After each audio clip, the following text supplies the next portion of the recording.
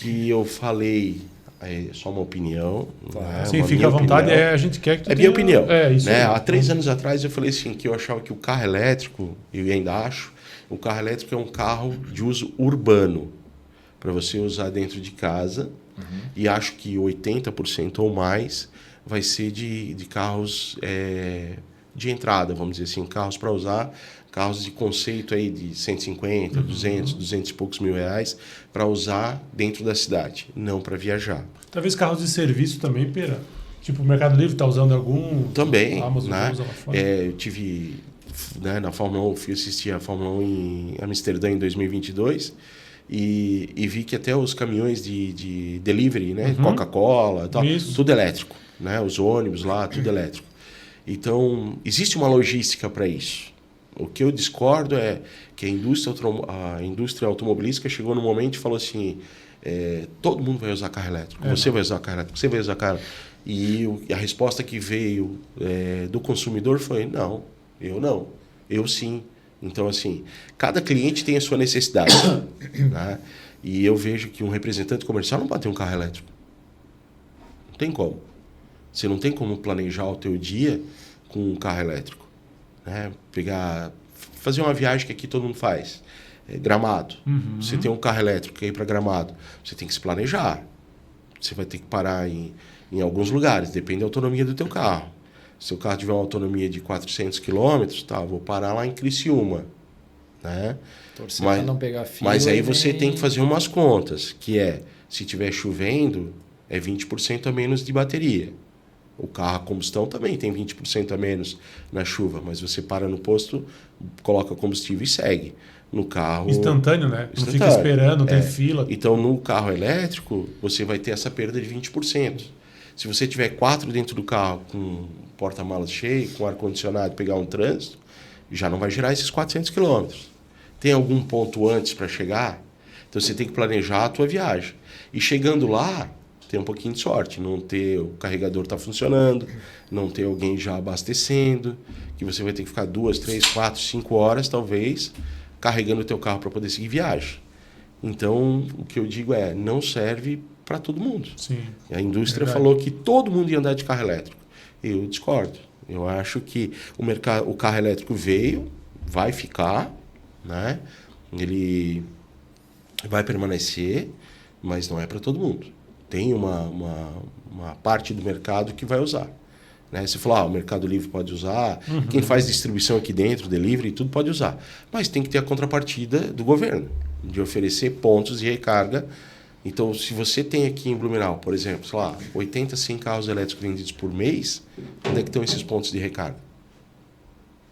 Foi colocado 3. Sim. Aí no final do ano vendemos mais 1.000 e poucos carros elétricos e foi colocado mais 5, 6, 7 pontos. Então tem que ter a contrapartida. Pera, e se, vamos imaginar que a indústria avance a ponto de ter carros com uma autonomia, 800 quilômetros. O que tu acha? Será que... Eu acho que... Talvez reverte um pouquinho isso? Talvez sim. Né? Eu acho que é uma evolução.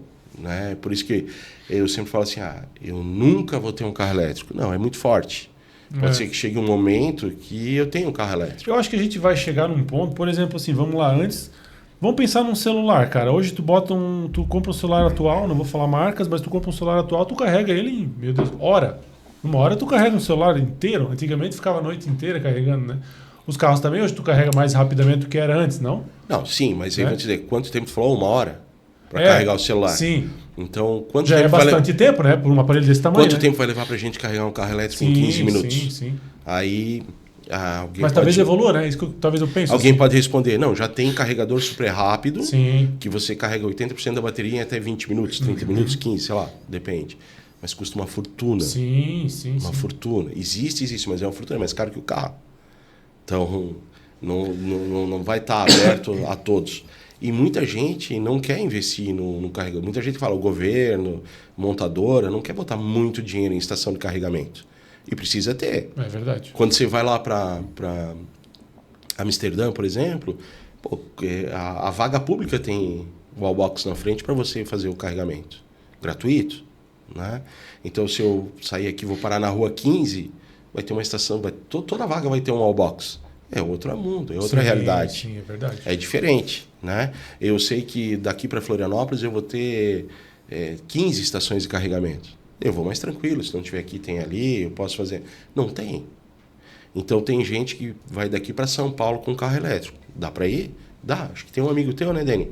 Que teve uma viagem o Gui agora. fez o teste lá. Chegou, não chegou, mas passou um perrengue, cara. Perrengue. Pô, ele até falou assim, ele falou, cara, não faço mais, porque eu penso, meu planejamento era X horas e demorou muito mais que eu tive que voltar, porque não funcionava lá, cara. É porque fica aquela ideia assim, num mundo perfeito, beleza. Funciona, mas o mundo não é perfeito, né? Cara, e tu pensa numa situação assim, ó, tu tá viajando, nós temos um filho pequeno. Cara, às vezes de noite, de madrugada, alguma coisa, tu precisa carregar o carro, chega, não carrega. E tu com criança pequena no carro, e aí? Tem várias situações. Tu pode, por exemplo, tu tá lá em Bombinhas. Sim. Eu tô em Meia Praia, Itapema. No centro ali.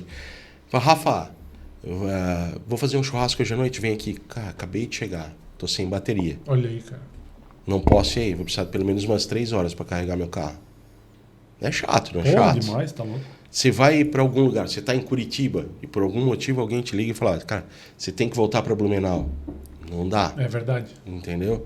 Não dá. Você fica refém do carro. E aí eu te pergunto, nós estamos preparados para toda vida que entrar no carro fazer um planejamento de uso do carro? Eu entendo que não. Então, por isso que eu digo, urbano, ok. Né? Se pegar a minha esposa que faz 30, 40 quilômetros com o carro por dia, ela pode ter um carro elétrico. Sim. Dificilmente a gente sai com o carro dela da cidade. Ela usar 30, 40 quilômetros por dia, ela não precisa nem abastecer todo dia. Sim. Tá tranquilo. Pode ter. Mas o carro de final de semana para mim, agora eu voltei de Itapema, 3 horas para voltar. Né?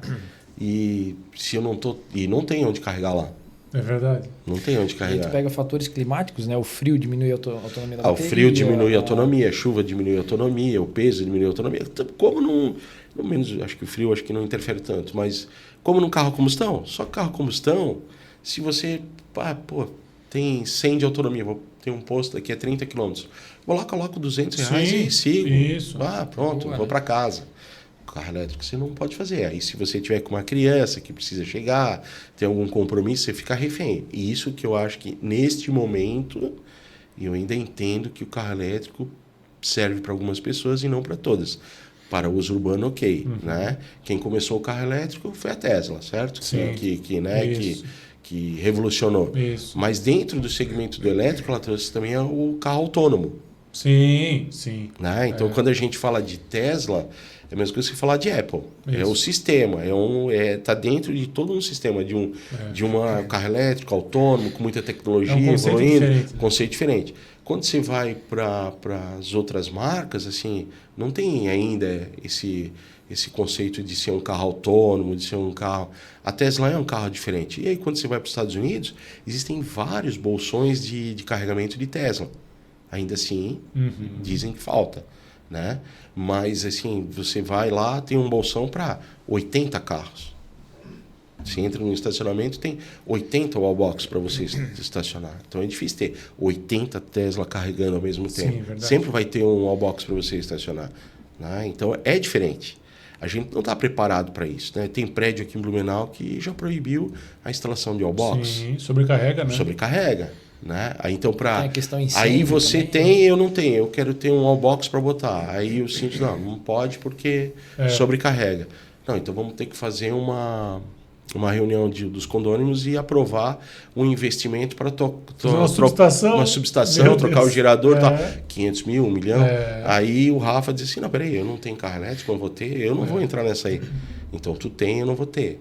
Bem isso aí. Não vou poder. Então tem algumas séries de situações que tem que ser colocadas. Você tem uma casa, a instalação elétrica é antiga, você tem que botar ela, refazer ela, né? E às vezes isso custa caro, é um investimento alto, né?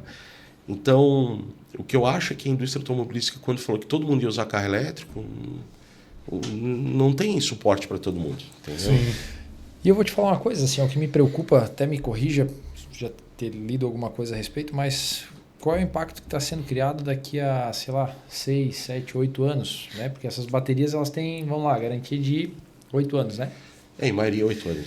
E, cara, tu pega o celular aqui, ó. Tu vai usando, a bateria vai viciando um pouquinho. Ela já está muito mais evoluída do que antigamente, mas ela vai viciando. Ela perde a capacidade de armazenar energia, né? O iPhone mostra muito isso. Tanto tu vai comprar um seminovo, a bateria tem 90%, 95%. E a bateria do carro elétrico é o mesmo princípio. Ela não vai chegar no momento que ela vai perder um pouco de autonomia e também daqui a um pouco vai ter que trocar, descartar. E aonde que vai ser descartado isso, né? Então são boas perguntas aí. Eu já fiz algumas dessas perguntas para algumas pessoas de montadora. E eles não têm a resposta. A resposta é: nós vamos cuidar das baterias. Como?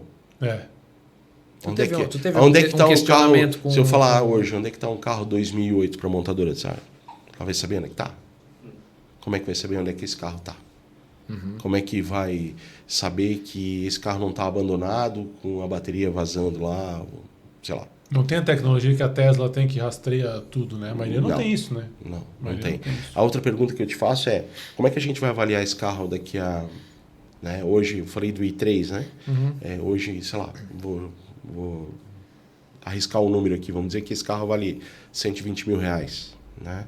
Vai ser igual uma lâmpada. Você vai com o carro, está funcionando. Se a bateria parar de funcionar, a bateria hoje custa muito mais cara do que o valor do carro.